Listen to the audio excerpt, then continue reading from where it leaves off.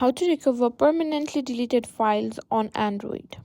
In today's tutorial, I'm going to show you how to recover permanently deleted files on your Android phone. Whether it's photos, videos, or any other files, sometimes we delete things by accident, but don't worry, there are ways to retrieve them. So let's get into it.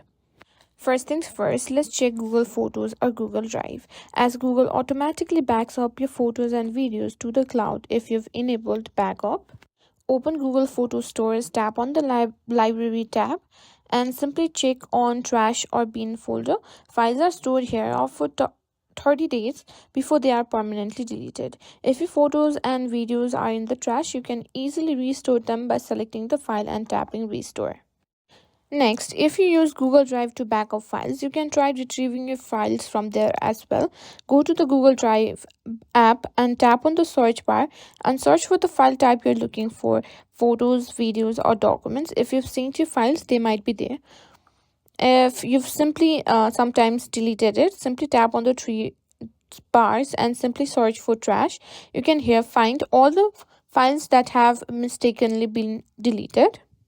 And that's it. These are the best two methods to recover your deleted photos and videos on Android. Remember, backup are key to preventing data loss in the future.